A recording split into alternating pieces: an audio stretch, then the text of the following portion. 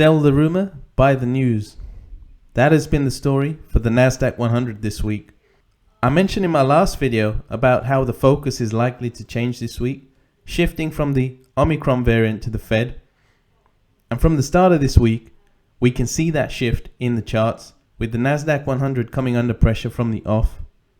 You can see price retested the trend line that was reclaimed last week, which was expected. It's normal for price to go back to retest previous levels as support or resistance. Then came the hammer blow on Tuesday, with price breaking back below that trend line after this headline showing producer prices rising by the fastest on record. I mentioned last week how the market is currently headline driven, and you can see that by the sharp reversal on Wednesday, which was a classic case of sell the rumor, buy the news, with the Fed confirming a faster taper program and indicating 3 rate hikes next year. Now the selling started from Monday in anticipation of that Fed decision, and when the Fed confirmed this on Wednesday, that was the signal for a reversal, and you can see the price pretty much back to where it was at the start of the week. In terms of where price goes next, there is some immediate resistance around this 16,440-445 level, so that'll be the immediate hurdle for long positions. On the downside, we've seen 2 false breaks on this trend line in green, mainly because the market is headline driven at the moment, so that will be the obvious support area. The next one may not be a false break, so be warned, as the more this trend line gets tested, the higher the probability of a break. Also be mindful that volume is likely to drop off during the holiday season, so there could be some wild moves in a thin liquid market. Now for a quick look at Ford. And we can see the stock has reversed in spectacular fashion this week after breaking that $20.80 mark last week to make a new 52-week high of $21.55. You can see from the daily chart how that trend line is held as resistance. So this was a natural pullback after the stock surge last Friday. Now headlines like this didn't help Ford stock either, with Toyota throwing its hat into the ring for making battery-powered electric vehicles. Toyota CEO said the company aims to increase global sales of battery electric vehicles by 3.5 million units a year by the end of the decade. So more competition is bad news for the likes of Ford.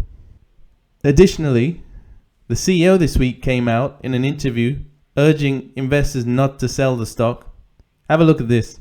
And finally, Jim, I've never met a CEO that didn't think his stock was underpriced at the same time. I think yours is up something like over 200% since you took over as CEO back in October of 2020. Can you keep up that pace in terms of the valuation of your stock? Well, look, our stock value at Tesla's $1 trillion value would be $250 a share. So, I know that once we prove to ourselves and to the rest of the world that we are going to be a winner in this digital electric world, and we can make our ICE products even more profitable, I see a lot of upside in the stock. But we're not focused on just that. We're really focused on running a better business.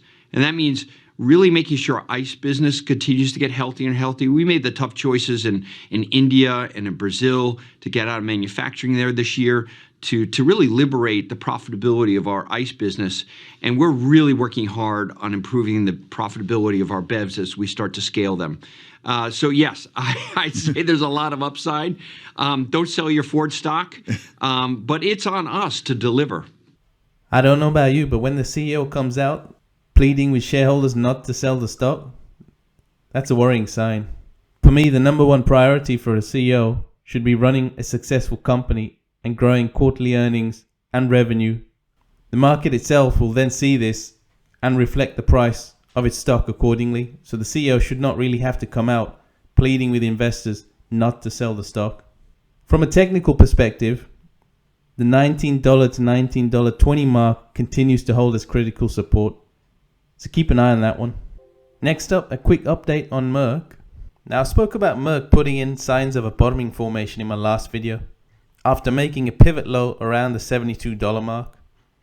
Price has formed a bullish flag pattern, as you can see here in the daily chart, and it looks to continue its rebound. Price managed to break through the minor resistance level of 74 on the Fed announcement, pushing price towards that trendline resistance around the $75.60 to $80 mark. This is a key resistance area. Getting above this sets up a rally towards the 200-day around 77.45. Support will now be at 74. Expect the rebound in this stock to continue. In terms of news this week, there's been a couple of movements in broker updates. So Merck here you can see had 2 upgrades and 1 downgrade. And to finish up, a new company I'm looking at this week called Gartner.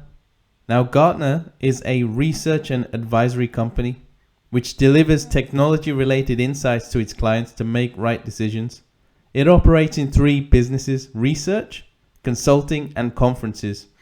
Now Gartner released its earnings recently, beating on both earnings and revenue. And I pulled out a few snippets from its earnings slides. In terms of the positives, the company forecasts double-digit contract value and revenue growth over the next 5 years. Now this company is reliant on big contracts. That's how it makes its money. So if it believes contract values will increase, that's a good sign for this company. And you can see from here, both contract values and its free cash flow have been increasing over time. Additionally, research revenue, as you can see here, has been steadily increasing. So that's the positives. However, on the negatives, both revenue and adjusted EBITDA fell Q on Q. Additionally, conference and consulting revenue is down. One other caveat that I want to point out is its share buyback program. Look at the increase in the share buyback from 2020 to 2021, and you can see the buyback's influence on the stock price. This is the weekly chart, and the stock is up a mammoth 96% year on year. Now the previous high of this stock pre-pandemic was 183. Price broke above this in February this year, which no doubt was driven by the share buybacks. However, Gartner has put in a major topping tail, as you can see from the weekly chart, in November. What this suggests is that the stock is most likely peaked and now is setting up for a correction lower. 302 has been the recent low in the stock, so that will be the first level of support. If price breaks below that level, the selling will accelerate, with the next support area around 264, which is the 200-day moving average.